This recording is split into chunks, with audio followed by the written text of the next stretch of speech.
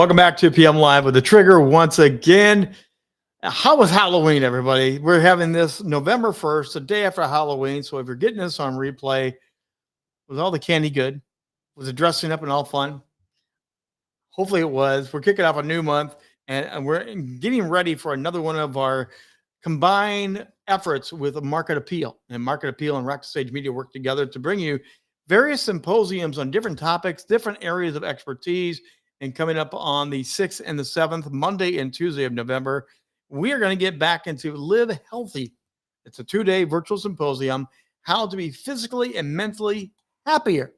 And we're going to have amazing experts come on in and be with us during the virtual event. I'll be back once again, emceeing, hosting, and the founder of Market APeel, Shannon Peel, will be back to play her amazing role and organize this amazing events. You don't want to miss it. You want to join us. And today we are going to have one of those speakers here on 2 p.m. Live with us, Nanette Nuessle, MD, or Dr. Nan, as she is better known as. She has been working with patients and colleagues for over 30 years and as a frontline pediatrician providing excellent care. And Dr. Nan, by the way, also runs the coaching company Beat Down Burnout, which utilizes a unique process of personality science, NLP, and timeline therapy to promote communication skills, emotional intelligence, and relationship building. Since I'm not a doctor, we're going to talk about communication today and not being a pediatrician. Dr. Nan, welcome to 2 p.m. Live today. Well, thank you. Thank you. And I'd like to start out by answering your first question. This was the best Halloween we've had in years. Was it? Since about 2 years prior to the pandemic, we've had one, maybe two people come to the door. And I can't blame it on the pandemic because it started earlier than that. This year, we ran out of candy. Really? We had so many people, we ran out of candy. Well, we ran out of candy because I always ate the candy while I was waiting for the next kit. That's what we ran out. That happens too, but that wasn't the situation this time. I felt bad for the kids that showed up after we ran out. I mean, we had the light turned off and they were still knocking on the door. Oh, really? Yeah. See, I love that. I absolutely love it. By the way, there's a new survey just recently came out again, the top 10 candies of this particular year. And Reese's Peanut Butter Cups still come out number one on top once again, just so we're keeping score. Yeah, so we had a bowl with a mixture of candies and then an extra package of just the Reese's Peanut Butter Cups mixed in with that. Nice. And because we'd had so few trick-or-treaters in the last few years, I encouraged everybody to just, grab a handful. Don't take just one. Or, take some for your parents. They're driving you around. And that may have contributed to us running out early, but we really weren't expecting anywhere near that many kids. Well, I've already seen the Reese's Christmas trees out, so don't worry. We're still in good candy shape. So you work with people, you coach with the Beat Down Burnout Company, you help people with communication, but you're going to be talking about communication in the workplace coming up this next week at our symposium. So let's start there. Communication in the workplace, messy, easy, hard. What do you have to say about that? Messy. And I deal with life and death situations. So we've got to make sure that communication is tight, that it's closed-ended, and you have to use a lot of emotional intelligence to make sure that your emotions don't take over and run the show. Yes. So, if we're in a code and I say, do such and such, the right person, the one I'm making eye contact with, because I often don't have a hand free to point, has to repeat back to me what it is I've just said so that we can keep things going in the right direction. So right away, you're giving us a tip right there. There is the nonverbal, the verbal, but there's the repetition of lock it in. And it's like handing out the baton. Don't make sure you don't drop the baton in the handoff. You want to make sure they've heard it, got it, and they're on their way, right? Get it, got it, good. Yeah. And we're really good about doing that in codes and other emergency situations. We're not as good about that in the day-to-day processes of our work life. Why is that? Why can we do it with high stakes, but everyday colleague, we don't do that? It's part of our training. We're trained to do that in high stakes, but when the anxiety is down and you're just doing the everyday things, it's harder to make that click. And that means that it's harder to connect with the people around you. So part of communication is connection. And Oh, the better huge. you communicate, the more deeper you connect it, the better connection is going to be. And then it is that unspoken, I've got you. That's where it gets really sweet, right? Absolutely. You may have heard in terms of suicide, there's a phrase, connection is the cure. Mm, yeah. And connecting with people can help prevent them from committing suicide, which has been on the rise in the US for the last 3 years. Connection does more than that. It's hard to argue with or bully or even look down upon someone when you connect at the level of knowing their values and what's important to them. I love that you said values. I work with so many organizations. They have their mission, their vision, and they don't speak about values. And to me, I think values guide so much of everything else you put together, and especially the value conversation of communication, Yeah. because it does become what you value, I value, or I can understand, or I can admire, respect, and we can communicate better because we understand the value, right? Right. Right. So if I'm at odds with someone, say I'm at odds with you and we're, you know, butting heads Yep. about a topic, but if I know your values and I understand why this topic is important to you, we're much more likely to talk out a solution. We're much more likely to see options rather than control. So when I work with organizations, that's exactly where I go with my leadership discussion is, do your employees, do your leaders have a shared common value system for this workplace? They have personal ones, but do they have it Mhm. shared one for here? Because that will help you avoid miscommunication, lack of trust, and you can even call it out, the shared values, when you have arguments and things like that. Mhm. Do you agree that that's part of the glue? Absolutely. And that's one of the huge problems with lack of trust in the workforce right now is our leadership in many organizations and corporations, our leadership is not taking the time to find out what's important and what's valuable to their staff. And it's so much more expensive to replace a staff member, than to keep them and keep them happy. And it's also better than the legal arguments and everything else you can Oh, get into, absolutely. and it really goes crazy. Yeah, absolutely. It brings your risk down. It makes care better for patients. It builds teamwork, builds trust, um, reduces errors. That's Yes. huge. Yes. So you come on as a new onboard to a new office site. Mhm, mhm. The communication value that we're discussing, it starts with the top tier leadership. They need to set the vibe, not the new employee, correct? Correct.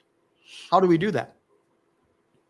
Um, One of the ways I've seen leaders do that is to do walkarounds, where once a week they literally walk around and speak to the people who are working that day, find out what's going on in their lives outside of work. Yeah. And if they can do that by using language that resonates with that person's values, that's even better. So that's contrary to a lot of people who say, leave your personal life outside and just focus on work. You're literally saying we need to know about the outside to make this a better environment. That's not the normal lay of the land, the talk that goes on. Well, the bottom line is we really can't leave work at work and home at home. We can try, Right. but it is not feasible to expect people to do that. And so when you acknowledge what they're going through at home, maybe even help them with what they're going through at home, that's huge. But getting back to the value thing, you need to be able to speak to them in their values. You need to know what their values are. And that's where the personality science that I use comes in. Okay. I use a personality science method called BANK, which is an acronym that stands for Blueprint, Action, Nurturing, and Knowledge. 4 personality types, similar to what Hippocrates popularized 2,500 years ago. By using 4 personality types, we keep it simple. We have a system where you can discover the other person's personality in 90 seconds or less, and that then tells you what their values are and what's important to them. and what keywords to use when speaking to them so that you reduce conflict and anxiety. So you flew by that. I'm gonna go back. You said in 80 seconds or less. 90, So 90 seconds or less. okay, so 90 seconds or less. That's a Yeah. lot shorter than all the personality profiles I've filled out over the years. I think the Myers-Briggs, the first time I took me 2.5 hours. Yes. I had no desire to implement that into anything in my adult life, but it was required in both junior high and high school. And there are people out there who won't know what junior high is. It was prior to middle school. It was ninth, 10th, or eighth, 7th, 8th, and ninth grade, because this was when the baby boomers had the schools so full that you couldn't do 4 years in high school. Yes. It was a wonderfully interesting social experiment. Take all the kids that are starting to go through puberty, have no concept of what's happening to their bodies, no emotional intelligence to regulate their responses, the emotional response to the hormones, and let's throw them all in one building. That's right. Yeah. And overpopulate that. So And overpopulate that. Yeah. those Meyer-Briggs and the Goldens and all the different ones I've used, and they do take forever, but you're saying 90 seconds or so, we can get that sense. That makes it so much more engaging then, because you're not bored and stiff and burnt out, which would you help people with the burnout? Before you get burnt out, you're actually now engaging with a real human being. And we take that, and it's color coded. It's called a bank code. So everybody has all 4 personality types in different arrangements of 4 letters. So it's a bank code, and they're color coded. So I've worked with organizations that have put just the color code on people's name tags or on their name on their desk, so that as soon as you see them, you know how to speak to them. Okay, so let's experiment here. This was Okay. not planned, but we've been going for just over 10 minutes now. Mhm. We had a pre-call, we've had this. So what would I be, do you think, in your colorgram? Well, this is sort of cheating because you did kind of tell me, but clearly you're nurturing first because you value connection and relationships. That shows up right away in what you do. Check. It's backed by having the knowledge. I mean, you research the people who come on here. So we have the nurturing first, backed by knowledge because you want to know what's going on. You're obviously tech savvy to be able to do what you're doing. And then the third code is how you respond under pressure. So we've got 2 letters. We've got N and we've got K. We've got 2 letters left, A and B. So there are 2 ways you could respond under pressure. One would be to do things. What can I do to fix the problem?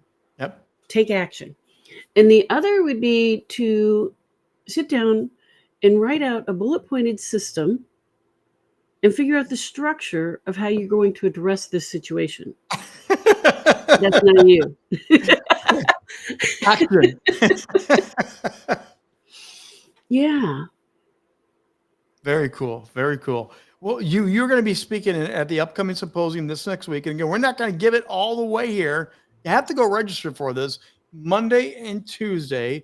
And the registration, hit the QR code, come and join. Dr. Nan will be there. And again, what's going to be your main focus of your discussion with us? Well, the summit's called Live Healthy. And to live healthy, you have to have a healthy mindset and be able to handle the anxiety that comes up with some of these workplace situations. So I'm going to be talking about bullying and burnout in the workplace and the emotional intelligence to handle that. That's perfect. So again, hit the QR code, come and join us. There'll be multiple speakers there. And each day it's 2 hours, 3 speakers on each day. And again, Shannon Peel, who's created the Market APeel system and these symposiums, she'll be with me, and I'll be with you center stage, bringing Dr. Nan and other people on in for a wonderful, great time. Dr. Nan, what would be the best way to help people today, right now, in their office places they're watching? What's one great tip you can help them today to better communicate? Listen better. Active listening. I love that. Active listening. Yes. I love it. Dr. Nan, thanks for taking the time to be with us here today on 2 p.m. Thank you. Dr. Nan, again, she'll be appearing at that Live Healthier Symposium Monday and Tuesday, the 6th and 7th of November. register for the event, come and hear these amazing speakers. And even if you cannot make it live all the way through, we understand that. But once you register, you will get access to the replays and get access to the giveaways, the goodies, all the PDFs, everything you get. You can be an active member of what we're doing with Market APeel coming up this coming Monday and Tuesday. And watch for more 2 p.m. lives. Shannon Peel will be reappearing once again to talk about the upcoming symposium and make sure we have all the details with all the amazing speakers coming your way. Hey, that's going to do it for the day at the Trigger Rich Bontrager. Don't forget, Rock the Stage goes live tonight, 7 p.m. Eastern Time. Go to our website at rockthestagemedia.com/Rock the Stage Show, and you'll be able to catch the amazing interview with D.W. Starr. And tonight we're talking about confidence, helping you build more confidence. We'll see you there tonight, 7 p.m. Eastern Time. Until tomorrow, I'm the Trigger, Rich Bontrager. Have a great day and keep rocking.